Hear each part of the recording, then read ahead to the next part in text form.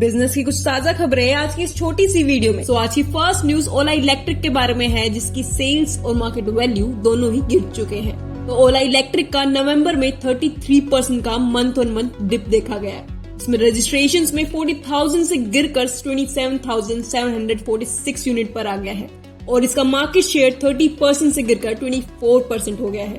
पर अगर हम ओवरऑल इलेक्ट्रिक टू व्हीलर की रजिस्ट्रेशंस को देखें तो उसमें भी गिरावट देखने को मिली है। नवंबर में इलेक्ट्रिक टू व्हीलर की रजिस्ट्रेशन 18% से गिर गए हैं और अब वो 1.14 लाख यूनिट पर आ गए हैं। अक्टूबर में यही नंबर 1.39 लाख यूनिट था, लेकिन ईयर ऑन ईयर रजिस्ट्रेशंस की देखें तो 23.5% की बढ़ोतरी देखी गई है, यानी कि इसी महीने में डिप देखा गया है और जिसका कि सामना ओला भी कर रही है।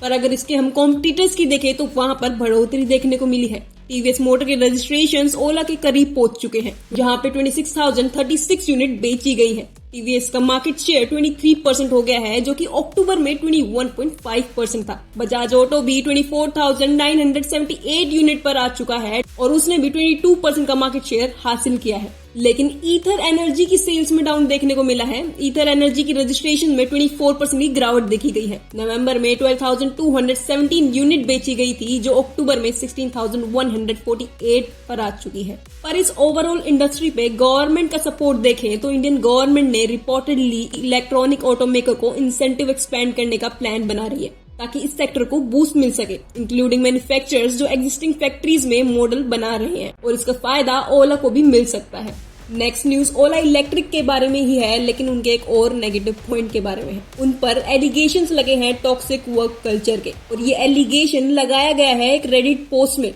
जहां पे एक अननोन व्यक्ति ने ओला के CTPO यानी कि chief technology and product officer Sunil Chatterjee और CEO भावेश अग्रवाल पर टॉक्सिक वर्क कल्चर का इल्जाम लगाया है। पोस्ट में कहा गया है कि चैटर्जी ने हॉस्टाइल एनवायरनमेंट क्रिएट करते हैं और एम्प्लॉयज को गाली भी दी जाती है और स्टाफ को नॉन वर्किंग डेज मिस करने के लिए फायर भी किया जाता है। इसके अलावा चैटर्जी पर यह भी इल्जाम लगा कि उनकी वजह से मैनेजमेंट में ओरिजिनलिटी की कमी भी पाई गई है। कॉम्पिटिटर स्पीचेस को बिना प्रॉपर एनालिसिस के कॉपी करने का भी इल्जाम लगाया गया। इसके अलावा CEO भावेश अग्रवाल पे ये बोला गया कि उनकी सारे इश्यूज उनके लेवल से ही शुरू होते हैं और इसी की वजह से नीचे के एम्प्लॉयज को दिक्कत होती है। ये एलिगेशन ऐसे वक्त पर आए हैं जब कंपनी ऑलरेडी मुसीबत में चल रही है, जहां गवर्नमेंट भी पीछे पड़ी हुई है, जहां कस्टमर भी पीछे पड़ा हुआ है और अब एम्प्लॉयज भी।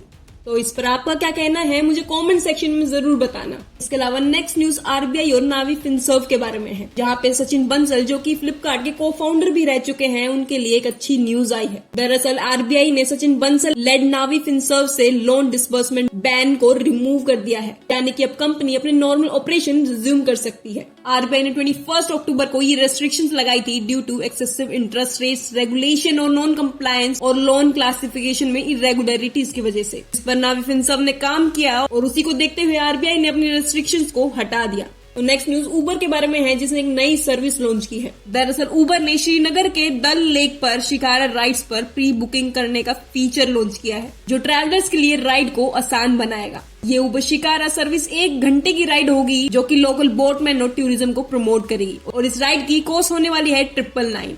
नेक्स्ट न्यूज एक बड़ी न्यूज है अनअकैडमी और एलन के बारे में, जिनका मर्जर हो सकता है। शायद ये डील डिस्काउंटेड वैल्यूएशन पर हो सकती है। बोला जा रहा है कि $800 मिलियन पर ये डील क्लोज हो सकती है, और जो कि 75% कम है अपने 2021 के वैल्यूएशन से। दरअसल अनअकैडमी की वैल्यूएशन 2021 में $3.44 बिलियन थी, जो कि $800 मिलियन से बहुत ज्यादा है, और जिसको कि हम ये बोल सकते हैं कि ये सिर्फ 25% है। और ये सब बोला जा रहा है कि अनअकैडमी के फाइनेंशियल स्ट्रगल्स को देखते हुए की जा रहा है। जो FY23 में अनअकैडमी ने 1,678.1 करोड़ का नेट लॉस रिपोर्ट किया था, और जिसका कि रेवेन्यू से कम 907 करोड़ पर था। और हाल ही में अगर हम एडटेक सेक्टर के क्राइसिस को देखें तो फंडिंग 2023 में 88% से गिर चुकी है, और जो कि बहुत बड़ा डाउनफॉल है, और जिसकी वजह से ले ऑफ और शट डाउन कॉमन हो गए हैं।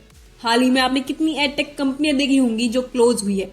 नेक्स्ट न्यूज फ्लिपकार्ट और गेमिंग की कंपनी दी गेमियम पार्टनरशिप के बारे में है, जिसमें यूजर्स फ्लिपकार्ट के सुपर कॉइन्स को गेमिंग के लिए भी यूज कर सकेंगे। फ्लिपकार्ट के कस्टमर अब सुपर कॉइन्स को दी गेमियम के सब्सक्रिप्शन के लिए रिडीम कर सकेंगे। ये पार्टनरशिप से गेमर्स को 200+ गेम्स और प्रीमियम कंटेंट का एक्सेस मिलेगा।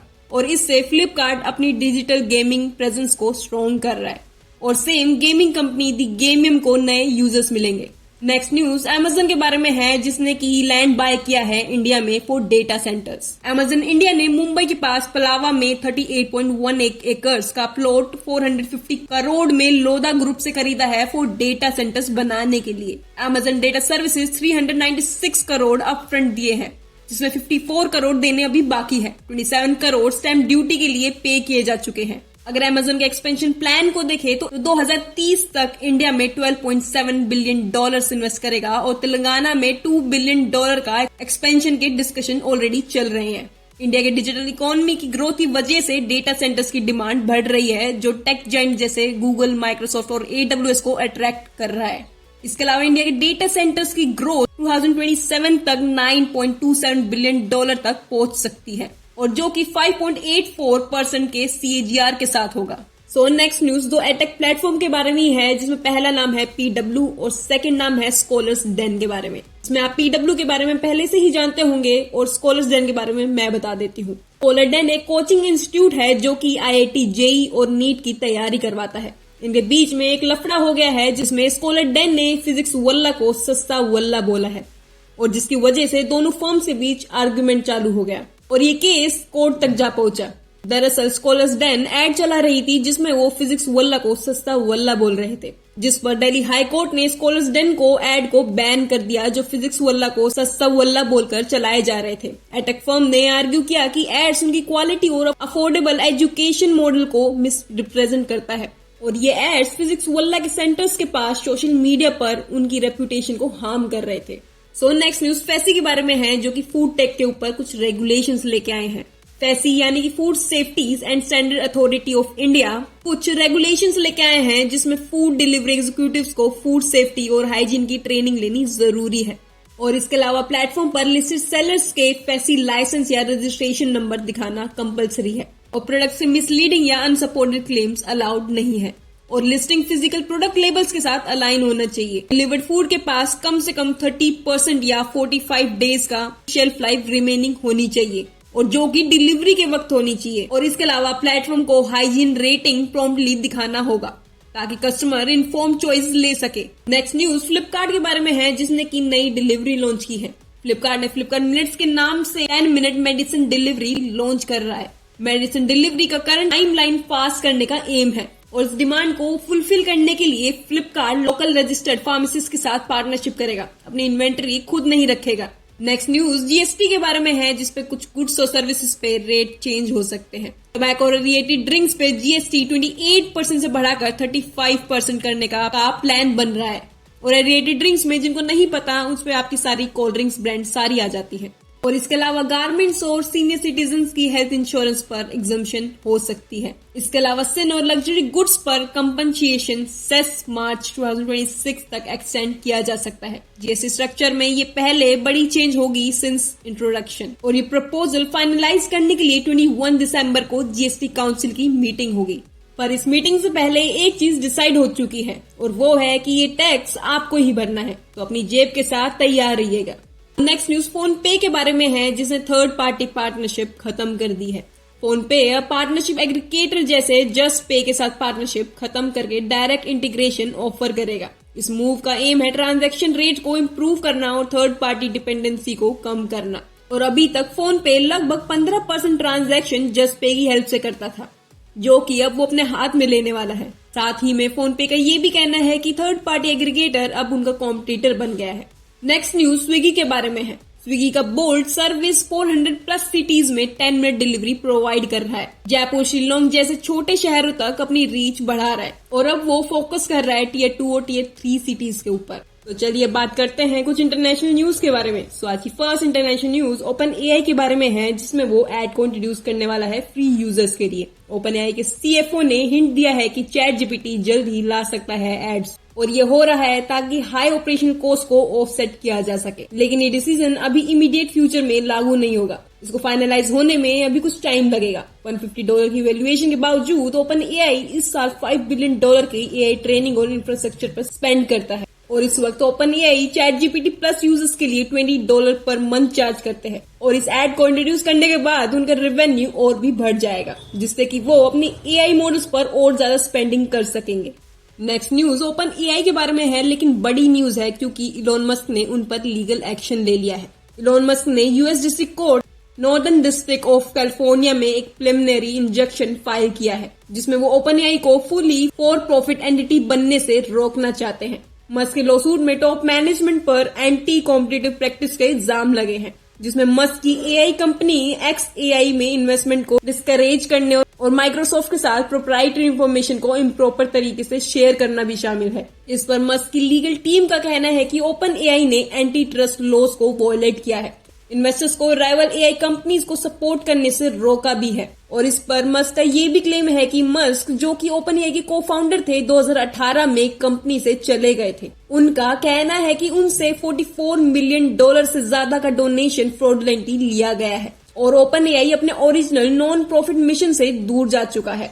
और इस पर ओपन एआई ने रिस्पॉन्स देते हुए ये कहा कि ओपन एआई के ऊपर लगाए गए इल्जाम बेसलेस है। So next news Elon Musk के बारे में है, जहां वो यूएस पॉलिटिशियंस के साथ खुश नहीं है। इलोन मस्क ने यूके गवर्नमेंट और खासकर यूके के प्राइम मिनिस्टर केयर स्टारमर की गवर्नमेंट के साथ फ्रस्ट्रेशन दिखाई है, स्पेशली फ्री स्पीच और इमिग्रेशन इशू पर।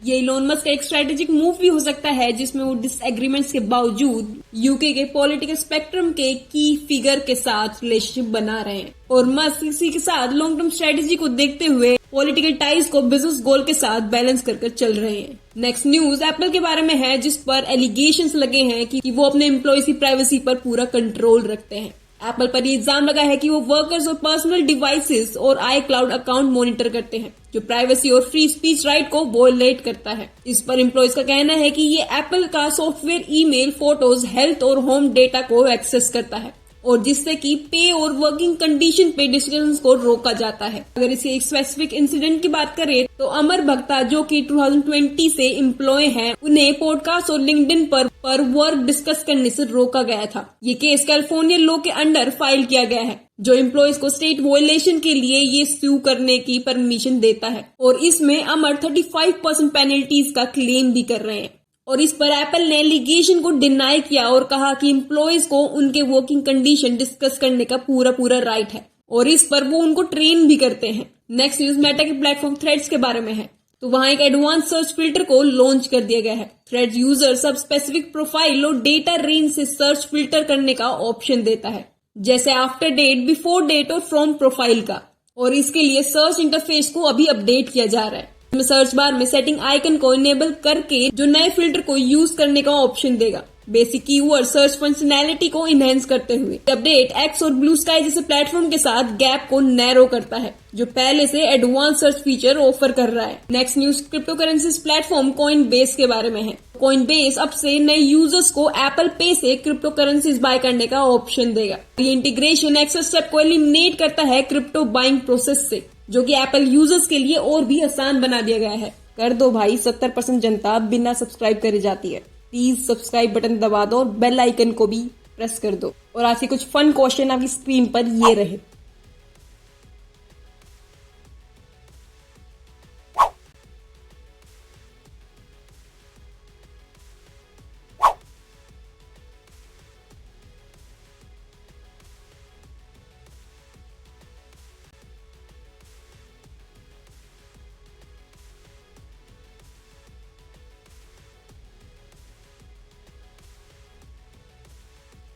धन्यवाद।